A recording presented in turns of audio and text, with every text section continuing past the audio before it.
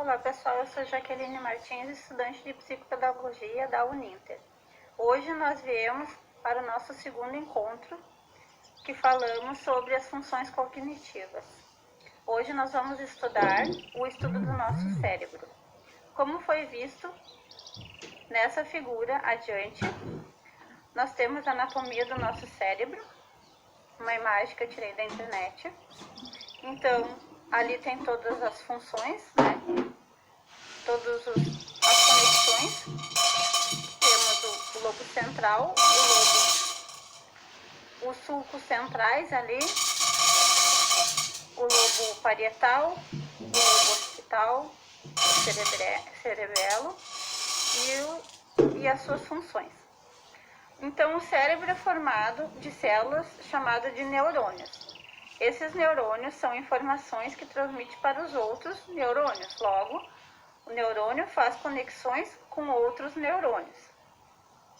Em média, o neurônio faz de 1000 a 100 mil conexões, ou seja, em média, 86 bilhões de neurônios fazendo de 1000 a 10 mil conexões.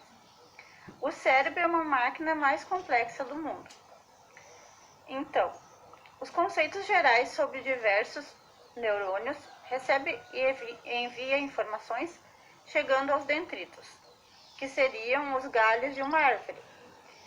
Ali chegam as informações e as substâncias químicas, hormônios, neurohormônios, neurotransmissores e neuromoduladores. Quando chegamos, eliminam as substâncias, umas são excitatórias e outras inibitórias, que disparam impulsos elétricos e percorrem o axônio, revestida pela bainha de mielina, que são as gordurinhas. Esse percorre o tronco desta árvore. É importante saber que essa camada de gordura, que são os chamados ácidos graxos ou ômega 3, na bainha de mielina serve como camada de proteção ou isolamento elétrico, mais ou menos como uma borracha que protege o carregador de celular. Por isso você ganha, quando você encosta, você não ganha esse choque, porque ele está protegido por essa borracha. Algumas doenças causam a degeneração da bainha de mielina, essa chamada camada de gordura que reveste o axônio. Isso é chamado esclerose múltipla. A gordura animal, in natura, ela costuma ter uma cor branca, esbranquiçada, como uma carne de salmão, que possui uma camada de gordura, que são as faixinhas brancas. Por isso dividimos o cérebro entre a massa cinzenta e a massa branca. Na figura a seguir, a gente olha a medula espinhal, com a substância cinzenta e a substância branca, uma de cada lado, e no meio o corpo caloso, o encéfalo, hemisférios cerebrais, que são o complexo de tudo isso. A massa branca compõe de neurônios, que tem a bainha de mielina, e a massa cinzenta compõe os neurônios não mielinizados, ou seja, aqueles que não possuem aquela camada de gordura. Então, o impulso elétrico percorre o axônio, que seria o tronco da árvore, indo em direção à raiz, que são chamados os botões terminais. Esses são encontrados nas vesículas, a qual chamamos de neurotransmissores. Quando o impulso elétrico chega às vesículas, ela libera substâncias químicas chamadas de sinapses. Essas sinapses, que são os espaços microscópicos que existem entre um neurônio e outro, são chamadas de sinapses. Essas sinapses ou fendas sinápticas, elas fazem a conexão entre um neurônio e o outro, formando assim milhões de disparos por segundo, com diferentes reações chamadas de realidade. Na foto a seguir, eu mostro ali o axônio, a bainha de mielina mais abaixo, o tronquinho da árvore, que seria um impulso nervoso, as raízes, que seriam os dendritos, o corpo celular, e embaixo ali o núcleo celular.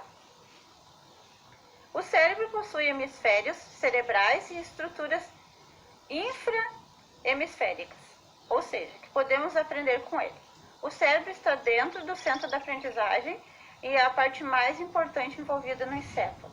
Quando cortamos, apresenta duas substâncias, uma branca e outra cinzenta, de forma chamada cortex cerebral, que se divide em mais de 40 áreas de funcionamento distintas responsáveis pelas funções, como a visão, a audição, a linguagem, a coordenação motora.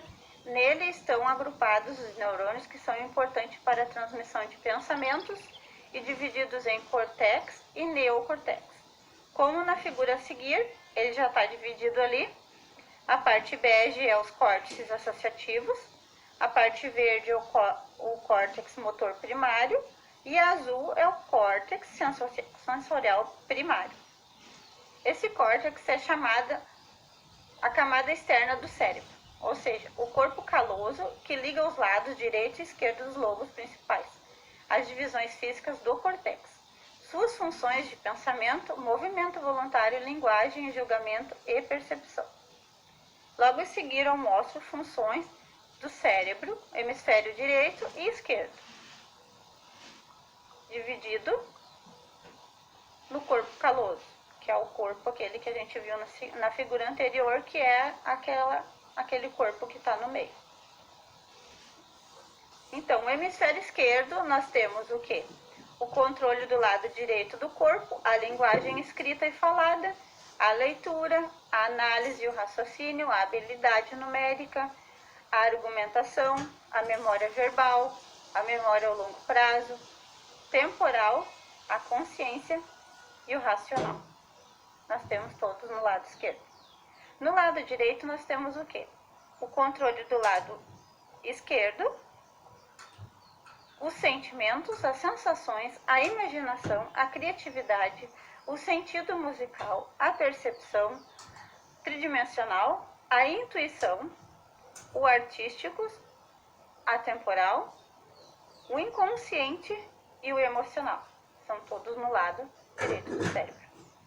Logo, nosso cérebro possui duas faixas externas, compostas por hemisfério direito e esquerdo, qual possui conexões mútuas.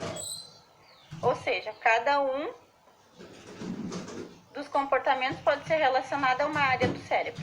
Ou seja, as regiões superiores do córtex, os lobos occipitais, que são responsáveis pela visão, os lobos laterais e temporais, a audição e a linguagem, e os lobos parietais são responsáveis pelo tato, informações sinestésicas, o lobo à parte, informações anteriores, os lobos frontais ficam na parte dos comportamentos, funções motoras e o planejamento. A diferença entre os dois hemisférios para a maioria das pessoas é que o hemisfério esquerdo é responsável pelo processo verbal e cognitivo da linguagem e o lado direito é responsável pela ortografia, a percepção e formas de direção. A dominância cerebral é cruzada pela visão, audição, função motora e somática. Porém, embora os dois hemisférios serem diferentes e idênticos, eles são responsáveis pela inteligência e o raciocínio. Ou seja, ambos atuam no ato de aprender, lembrar, ler, agir. Sobrevivem os diversas possibilidades e um domina o outro. Varia conforme o sexo e também num indivíduo, dependendo das circunstâncias. Logo mais a seguir, eu tenho duas imagens do hemisfério direito e o hemisfério esquerdo e suas funções. A função não verbal no lado direito, concreta, cinética, função analógica, função não temporal e função intuitiva. E no lado esquerdo temos a função verbal, a simbólica, a analítica, a temporal, a racional e a abstrata. Córtex e o neocortex. O que significa? Casca, do latim, logo uma fina camada acinzentada que envolve o cérebro. Esse é o córtex. Possui 4 a 9 milímetros de espessura e também é chamado de neocortex. Neo significa novo no latim. Nessa parte se localiza células nervosas, os neurônios, responsáveis pelos processos neurais, mentais superiores, e na região mais profunda estão localizados os corpos neurônios chamados axônios e dendritos. As diferentes partes do córtex cerebral eles são divididos em 4 partes, chamados lobos cerebrais, que tendo cada um uma especificidade. O lobo frontal localizado na região da testa, que inclui o córtex motor, pré-motor, pré-frontal, que são envolvidos o quê? As ações, os movimentos, os pensamentos abstratos. No córtex pré-frontal tem a ver com as estratégias, avaliar movimentos, ativar sequências e o momento de avaliar. O lobo parietal. Na parte superior central da cabeça tem a parte com as sensações, as dores, o tato e a gustação. Em relação à aprendizagem, está relacionada à lógica da matemática. O lobo temporal, localizado nas regiões laterais da cabeça e em cima das orelhas, tem relação com o quê? Com a audição, possibilitando tons e sons. Tem grande importância nas emoções e nas memórias. No que se diz respeito ao lobo occipital, tem relação com o processo visual. Logo, qualquer acidente nessa região pode evidenciar cegueira total ou parcial. No lobo córtex cerebral é responsável por inúmeras funções. Dessas funções temos a cognição, a linguagem articulada, a memória, a percepção sensorial, intenções e processamento de movimentos voluntários, pensamentos. Com isso, o hemisfério esquerdo controla a fala de mais de 95% dos humanos. Também é responsável por cálculos matemáticos, comando de escrita e leitura, e o hemisfério direito recebe os sons musicais, o reconhecimento de faces, o acordo com o abordado. Nessa aula podemos descobrir também a importância do cérebro e suas funções e podemos assim ajudar os professores nesse processo de aprendizagem.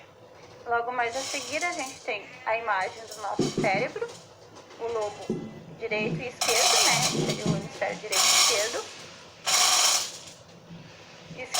Cálculos matemáticos, escrita, fala, preferências motoras lateralizadas, a leitura, a identificação de objetos e animais, a compreensão linguística, relações espaciais e qualitativas.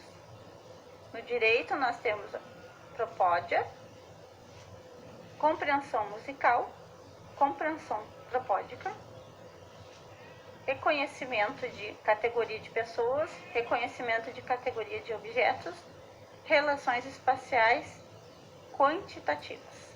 É isso aí. Muito obrigado, pessoal. Até a próxima aula.